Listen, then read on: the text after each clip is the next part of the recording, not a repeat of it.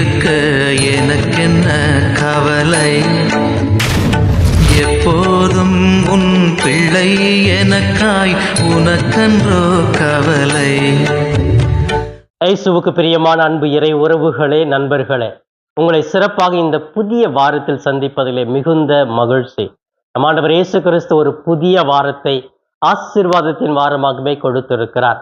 எனவே இந்த வாரத்தில் நல்லது நடக்காதா, இறைவன் என்னை வழி நடத்த மாட்டாரா, ஆசீர்வதிக்க மாட்டாரா, நினைப்பதெல்லாம் நடக்காதா என்று ஏக்கத்தோடு தொடங்கலாம். அந்த ஏக்கம் தேவையில்லை, நம்பிக்கையோடு தொடங்குவோம். ஏன்னா நம்மை படைத்தவர் இயேசு, நமக்கு வாழ்வை கொடுக்கிறவர் இயேசு, இந்த வாரம் முழுவதும் வழி நடத்த போகிறவர் இயேசு என்பதை உணர்ந்து அவர் மீது நம்பிக்கையோடு இந்த வாரத்தை தொடங்குவோம். பெரிய ஆசீர்வாதத்தை, மகிழ்வை பெறுவோம். எனவே முகமலர்ச்சியோடு புன்னகையோடு இந்த வாரத்தில் அடியெடுத்து வைப்போம். இறைவனுடைய அபரிவிதமான அன்பு நம் மீது ஒவ்வொருவருக்கும் இருக்கிறது என்பதை புரிந்து கொள்வோம். பிரியமானவர்களே, சிறப்பாக இன்று நம்முடைய தாயாம் திரு அவையானது ஆண்டின் பொது காலம் 15ஆம் வாரத்தை தொடங்குகிறது. இந்த பொது காலத்தினுடைய 15வது வாரத்தினுடைய மைய கருத்து என்ன என்றால், இரக்கம் உள்ளவரை இறைவன் அன்பு செய்கிறார், இரக்கமுடையவர்களை இறைவன் அன்பு செய்கிறார். அதுதான் மைய கருத்து. அப்ப நாம் அனைவரும் இரக்க குணத்தோடு இருந்தால் இறைவன் நம்மை நேசிப்பார், இறைவன் நம்மை வழி நடத்துவார் என்ற ஒரு செய்தியானது கொடுக்கப்பட்டிருக்கிறது. பிரியமானவர்களே, இதனுடைய அடிப்படையிலே தான் இன்றைய முதல் வாசகம், திருப்பாடல், 2ஆம் வாசகம், நற்செய்தி அனைத்தையுமே ஒரே கருத்தை கொண்டதாகவே இருக்கிறதை நான் பார்க்கிறேன். எனவே பிரியமானவர்களே, இந்த முதல் வாசகத்திலே பார்க்கிற பொழுது இணைச்சட்டம் 30ஆம் அதிகாரம் 10 14 முடிய பகுதிகளிலே மோயிசன் தன்னுடைய மக்களுக்கு சொல்லுகிறார், நீங்கள் அனைவரும் கடவுள் பக்கம் வாருங்க, அவர்தான் உங்களை படைத்தார். எனவே முழு உள்ளத்தோடு, முழு மனதோடு, முழு ஆன்மாவோட அவரை நேசிங்க. அவர் உங்களுக்கு அனைத்தையுமே கொடுத்திருக்கிறார், அடிமைத்தனத்திலிருந்து உங்களை மீட்டு வந்தார். அப்படிப்பட்ட இறைவனுக்கு நீங்கள் ஏன் அன்பு செய்வது கிடையாது, முழுமையாக கொடுப்பது கிடையாது என்ற ஒரு அழைப்பை இன்றைய முதல் வாசகத்திலே மோயிசன் அழைப்பு விடுப்பதாக அமைந்திருக்கிறது. இன்றைய திருப்பாடல் 69 கூட கடவுளை நாடி தேடி வருபவர்களை இறைவன் அபரிவிதமாக ஆசீர்வதிக்கிறார் என்றே திருப்பாடல் ஆசிரியர் கூட அழகாக சொல்லுகிறார். அவரை தேடுகிற உள்ளத்தை இறைவன் என்றுமே மேன்மைப்படுத்துகிறார், உயர்த்துகிறார் என்று திருப்பாடல் அழகாகவே சொல்லுகிறது. இன்றைய 2வது வாசகத்திலே கொலோசியருக்கு எழுதிய திருமுகம் 1ஆம் அதிகாரம் 15-20 முடிய படிக்கிறோம். அழகாக தூய பவுல் சொல்லுகிறார், தலைமை தாங்குவோர், அதிகாரம் கொண்டோர் அனைவரும் கடவுளால் படைக்கப்பட்டனர். எனவே நமக்கு தலைமைத்துவம் இருக்கிறது, அதிகாரம் இருக்கிறது என்றால் இது எல்லாம் கொடுத்தது கடவுள். அவர் நமக்காக மரித்தார், சிலுவையில் உயிரை கொடுத்தார். அப்படிப்பட்ட இறைவனுடைய ஆற்றல் நம் ஒவ்வொருவருக்குமே உண்டு என்றால் நம்முடைய தலைமைத்துவத்தில், அதிகாரத்தில் நாம் அப்படிப்பட்ட கடவுளையே சார்ந்து வாழ வேண்டும், நல்ல பண்புகளோடு இருக்க வேண்டும், இரக்க குணத்தோடு இருக்க வேண்டும் என்று சொல்லி தூய பவுலும் 2வது வாசகத்திலே தெளிவாகவே முன்வைக்கிறார். இப்படிப்பட்ட இரக்க குணம் தான் நம் ஒவ்வொருவருக்கும் நற்செய்தி அறிவிப்பவர்களுக்கு தேவை என்று சொல்லுகிறார். எனவே அதிகாரம், நம்முடைய தலைமைத்துவம் வந்துவிட்டால் நாம் தலை விரித்து ஆட தேவையில்லை என்ற ஒரு செய்தியானது 2ஆம் வாசகத்திலே தெளிவாக கூறப்படுகிறது. இந்த அனைத்து வாசகங்களின் அடிப்படையாக வைத்து அமைந்து வருவதுதான் இன்றைய நற்செய்தி.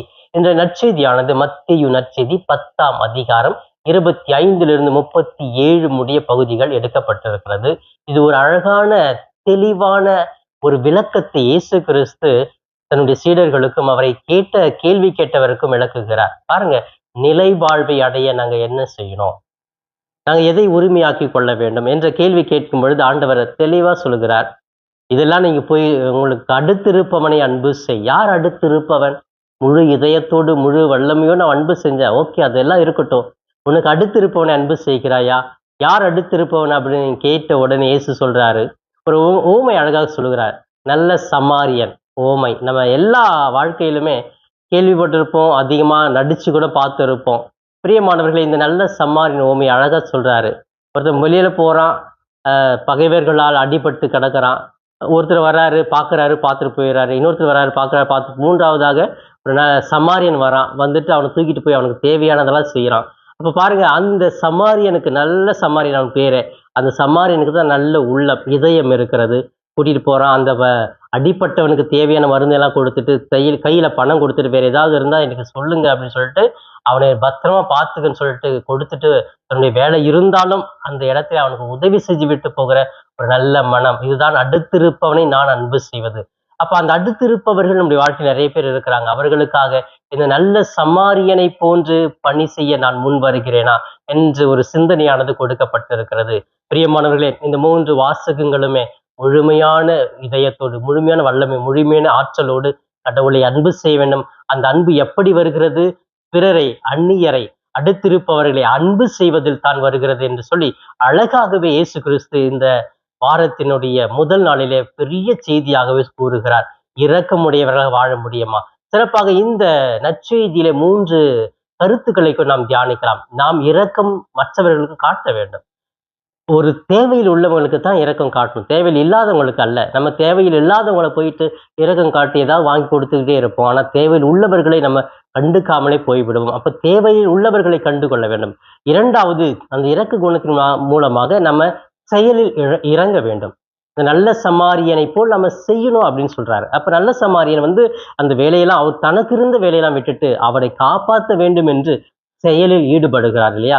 அதே போல் நாமும் மற்றவர்களுக்கு உதவி செய்யும் போது நம் செயலில் ஈடுபட வேண்டும். அதுதான் இரக்கத்தினுடைய உச்ச கட்டம் என்று சொல்லுகிறார். பிரியமானவர்களே, இப்படி 3வது கருத்தாக இந்த நற்செய்தியை நாம் கற்றுக்கொள்ள வேண்டியது, நாமும் அவரை போன்று செய்ய வேண்டும். அந்த நல்ல சமாரியன் எப்படி செஞ்சாரோ அவரை போன்று செய்யணும் அப்படின்னு இயேசு கிறிஸ்து விரும்புகிறார்.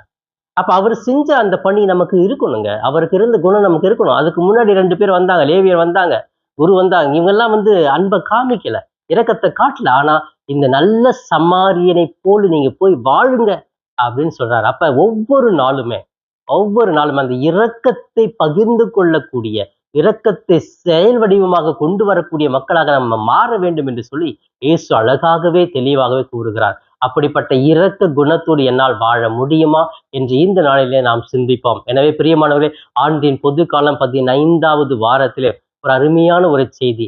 இரக்கமுடையவரை இறைவன் விரும்புகிறார், இரக்கமுடையவரை இறைவன் அன்பு செய்கிறார் என்பதை புரிந்து நாம் இரக்க குணத்தோடு வாழ அழைக்கப்பட்டிருக்கிறோம். அந்நியரை அன்பு செய்ய அழைக்கப்பட்டிருக்கிறோம். சேவை மூலமாக, பணியின் மூலமாக என்பதை புரிந்து நல்ல சமாரியனை போன்று நாமும் நமது வாழ்வில் நல்ல சமாரியனாகவே வாழ முயற்சி எடுப்போம். இதோ சிறப்பாக இந்த வாரத்தை இறைவன் பாதுகாப்பு கொடுத்து ஜெபிக்கலாமா?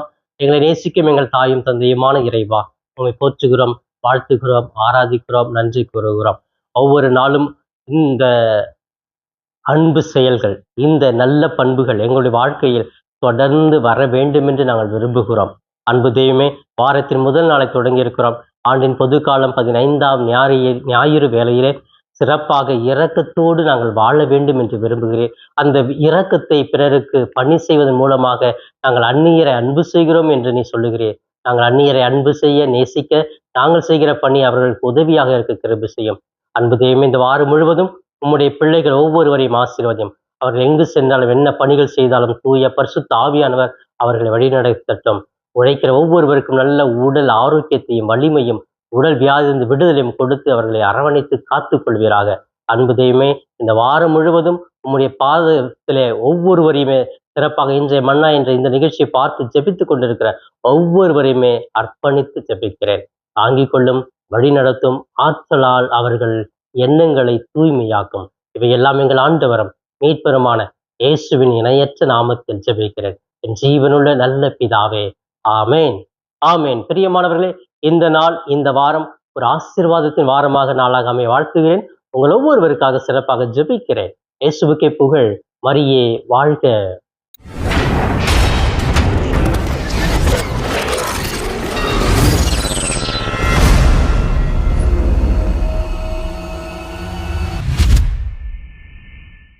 நண்பர்களே, இந்த காணொளியின் மூலமாக உங்களை சந்திப்பதில் மிகுந்த மகிழ்ச்சி. இந்த காணொளியை முழுமையாக பார்த்த உங்களை வாழ்த்துகிறேன். தொடர்ந்து ஃபாதர் தாஸ் கேப் யூடியூப் சேனலை பாருங்கள், ஜெபியுங்கள், இறைவன் மீது இருக்கிற நம்பிக்கையை ஆழப்படுத்துங்கள். உங்களுக்காக தொடர்ந்து ஜெபிக்கிறேன். இறை ஆசிர் என்றும் உங்களோடு இருக்கட்டும். இறைவனுடைய அமைதி உங்கள் உள்ளத்திலே குடிகொள்ளட்டும். உங்களுடைய குடும்பம் சமாதானத்தோடு வாழட்டும்.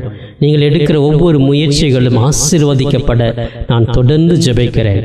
தொடர்ந்து இந்த சேனல் ஃபாதர் தாஸ் கேப் யூடியூப் சேனலை சப்ஸ்கிரைப் செய்துவிட்டு தொடர்ந்து வருகிற ஒவ்வொரு காணொளியும் பார்த்து இந்த யூடியூப் சேனலை தாங்கும்படி உங்களை பாசத்தோடு கேட்டுக்கொள்கிறேன். நன்றி.